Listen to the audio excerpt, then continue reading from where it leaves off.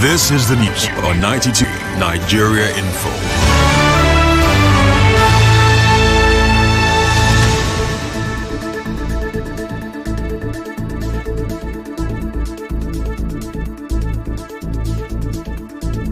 Good afternoon. It's Monday, October 6, 2025. INEC's continuous voter registration is still on. Use the opportunity to register to vote. On the news this afternoon, Rivers Civil Service Union Chair accuses some permanent secretaries of compromising integrity during emergency rule. House of Representatives Minority Caucus in leadership disagreement. Rivers State Police Command launches campaign against drug abuse and cultism. On the foreign scene, French Prime Minister Lecornu resigns after less than a month. I'm Ifechukwu Muonyili with the news. Now, the chairman of the Nigerian Union of Civil Servants, Rivers State Chapter, Chukwuka Osuma, has accused some permanent secretaries of actions that truly undermine Governor Siminalayi Fubara during the period of emergency rule. Speaking on Nigeria Info FM's Morning Crossfire, Osuma alleged that certain permanent secretaries compromised their integrity and professionalism in pursuit of personal interests. He condemned their misconduct while expressing support for any disciplinary measure the governor may choose to implement. The civil service, most of them sought their right. When you are given an appointment as a pastor, that should stand by their rights. But rather, most of them wanted to use the opportunity to cash out. That is what exactly what most of them did. They later asked for the extension of the emergency rule in the state, which is quite condemnable. Mr. Suma warned that civil servants found culpable could face suspension or even lose their positions. The governor is fully in charge. If he looks at your offense and it is removal as a PAMSEC, he will do it. If you look at it, it amounts to suspension. Permanent secretary will be suspended or stripped off of his appointment as a permanent secretary. Was any punishment deemed necessary that the governor would take against those people who feel that betrayed the administration? I think we are fully in support of that. Well, away from that, the Minority Caucus of the House of Representatives is experiencing some internal disagreement ahead of tomorrow's resumption of plenary. This is as Minority Leader Kingsley Chinda, under threat of removal from a section of minority members, obtained an injunction stopping the leadership of the House and the Minority Caucus from removing him. Today, Monday, members of the caucus have slated a crucial meeting to decide Chinda's fate. The meeting, built for one of the conference rooms in the House of Representatives wing of the National Assembly, is expected to be attended by all caucus members. Now, the notice of the meeting was signed by leaders of four of the minority parties. These are Frederick Awedi, PDP, Afam Victor Ogene, LP, Mukhtar Omar Zakari, NMPP, and Peter Nzokwe, YPP. But supporters of Chinda are not relenting. They are fighting back under the active minority group, which claims to have the majority of members. Justice J.O. Abdul Malik of the Federal High Court in Abuja issued an interim injunction asking all parties to maintain the status quo pending the determination of the suit. Now to Rivers State politics. The meeting between Rivers State Governor Siminalayi Fubara and his predecessor, the FCT Minister Nyesom Wike, over the weekend has again stirred questions about the true state of peace between both camps. The Speaker of the State House of Assembly, Martin Amehule, was also at the meeting. Pictures from Saturday's meeting shared online by the aide of the FCT Minister show Elders Council Chairman Ferdinand Alabraba, Sergeant Awusi, and Senator Magnus Abe in attendance. Crucially, no member of the governor's camp was seen in those images. The photos were posted on X with the caption, "Political family fully united," but did not give further details. And as of now, there's been no statement from the governor's media team on the meeting. Meanwhile, as Rivers people continue to debate the governor's plan to punish permanent secretaries who allegedly aided illegalities during the 6-month emergency rule, a labor law expert, Dr. Emma Nwosu, says the governor has the power to act independently. Dr. Nwosu is a senior lecturer at the Department of Commercial and Industrial Law, Rivers State University, and says any punishment will depend on the level of wrongdoing by each permanent secretary. He made this known in a chat with our correspondent, Oyinkachi Nwosu.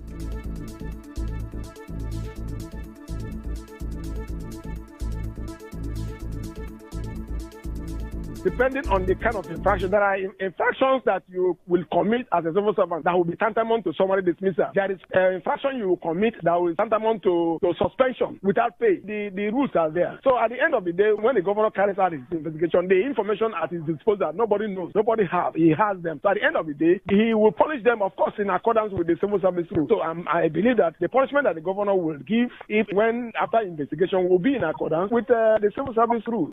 Dr. Nwosu also says anyone who feels unfairly punished can challenge the decision in court. Anybody can go to court now. Why they are still in service? If they see that anybody is punishing them for what they think they have not done, they have a right to go to court to challenge it. Of course, the right to access the court is open to everybody, including a civil servant. So if a civil servant feels that his right is being infringed, the court is there. It's a constitutional right. The person can approach the court to seek redress. Earlier, Fubara had warned that permanent secretaries who aided illegal acts during the emergency rule would be punished, a statement that has renewed calls for a probe of the former sole administrator who oversaw the state during that period. Now, that call is now growing louder. A social critic promised Abba wants the governor to also include the former sole administrator, retired Vice Admiral Ibok Ete Ibas, in any investigation. He must expose acts of corruption. If you see that there were anomalies in the government, that's what a legitimate government, if it was a government by the people, not government of surrogates, that's the right thing to do. Even if you don't have the power to punish the man, you must be able to expose acts of criminality and fraud. You don't miss word when you are talking about such things. That's not acceptable. If you did things that were not constitutional, that were not legitimate, that were not legal, it must be said so. Those things should be brought to public domain. People must see them. You have to expose them, and it must be held accountable. Mr. Daba insists Rivers people should not expect much from the former administration, describing it as a government by proxy. The governor might mean well. The issue is the system. Saying you can't have a government that cannot be independent, that cannot determine how the state should be run. That's the issue. You cannot have a government by proxy that will be entering into agreement, signing some surreptitious agreement, people dictating or controlling from somewhere, a government that can be removed anytime and reimposed anytime. That is not what we are talking about. They will need a government in Rivers State that must be government of the people, that have been independent, that will be free of every form of shackles. He also says the way the state is currently being run shows that Rivers people have lost their right to self-determination. To national politics, former Edo State Governor Adams Oshiomhole has urged former President Goodluck Jonathan not to succumb to pressure to contest the 2027 presidential election, saying doing so would tarnish his legacy. Recall that Jonathan, as the PDP candidate, lost the 2015 presidential election to Muhammadu Buhari of the APC. Speaking on Channels Television, Oshiomhole said only those who do not wish Jonathan well would encourage him to run again. He maintained that the former president would be defeated by the All Progressive Congress if he decides to contest.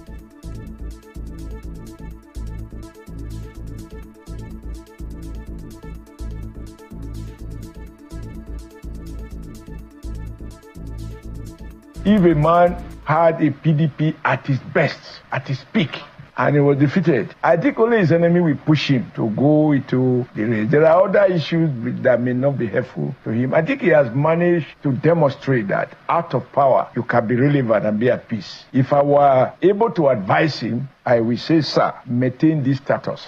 You've governed for 8 years. You don't have to govern for 9 years, right? Out of 215 million Nigerians. And looking at how he ascended to that office, if I were him, I would spend the rest of my life trying to find relevance, which he has already found. Senator Oshiomhole also dismissed suggestions that an Atiku Abubakar and Peter Obi joint ticket could threaten President Bola Tinubu in 2027. He argued that both men have been consistently defeated by the APC, whether they contested together or apart, and described Atiku as a serial contestant and loser.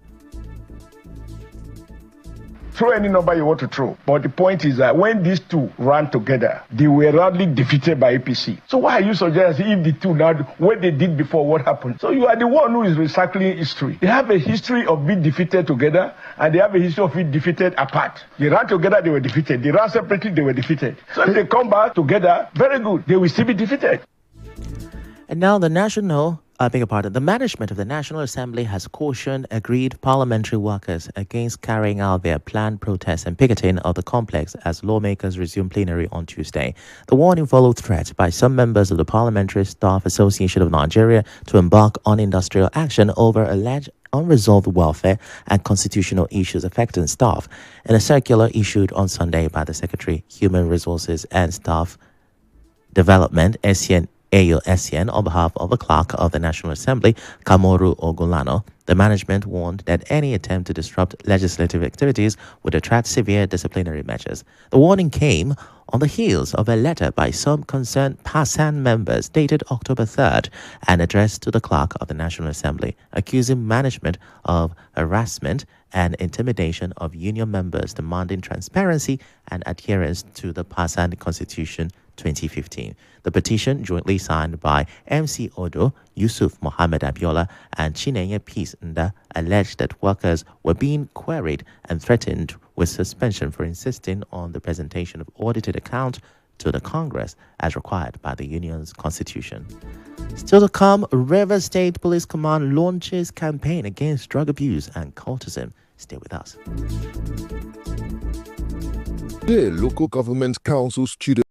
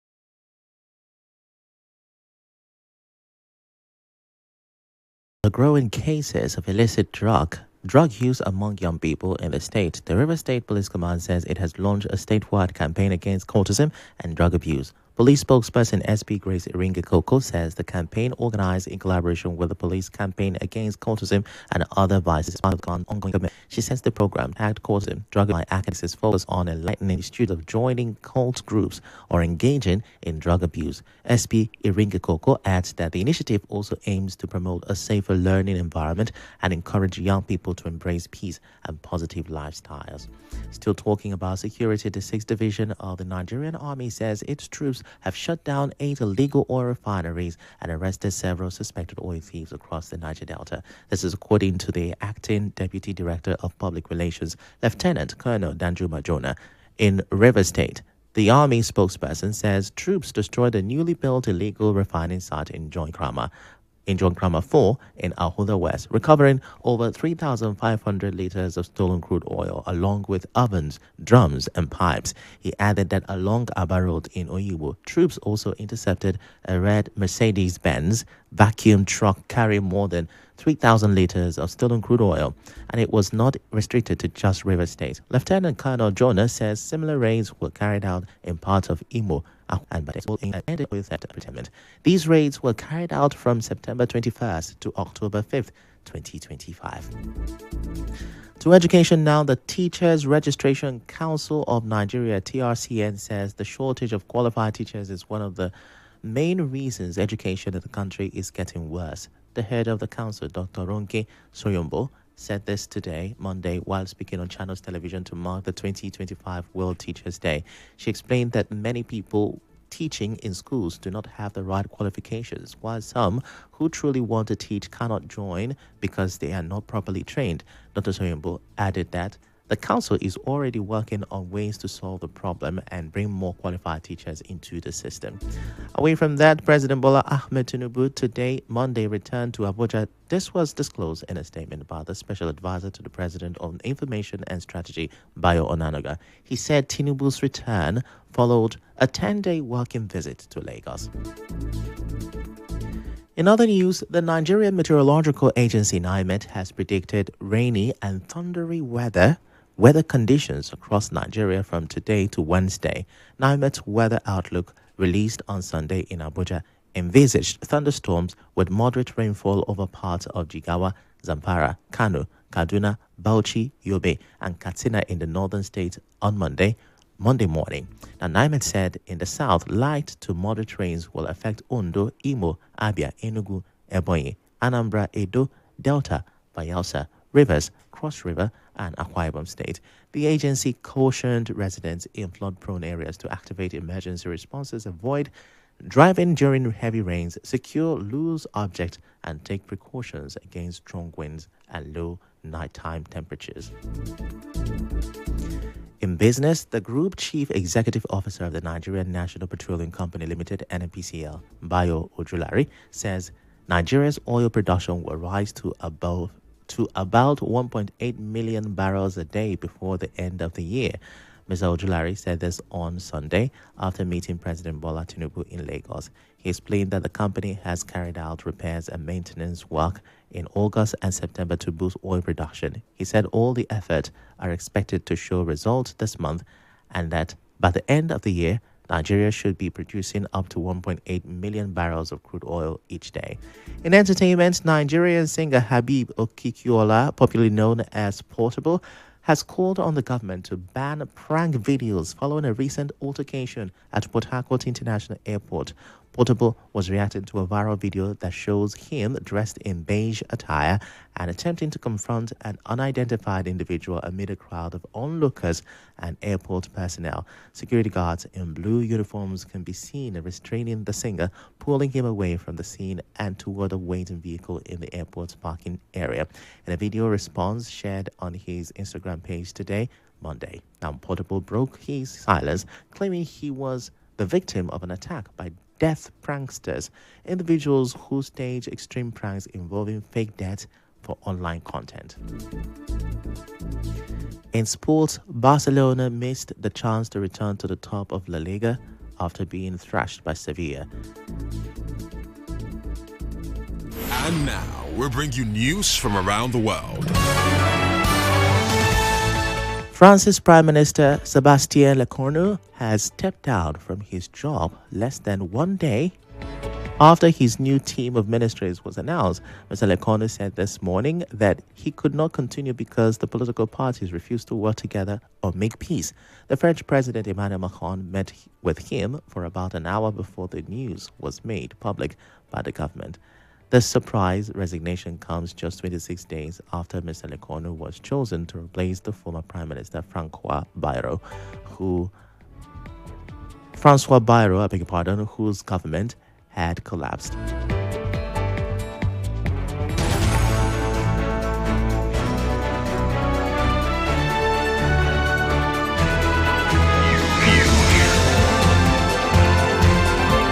This is the news on 92.3 Nigeria Info.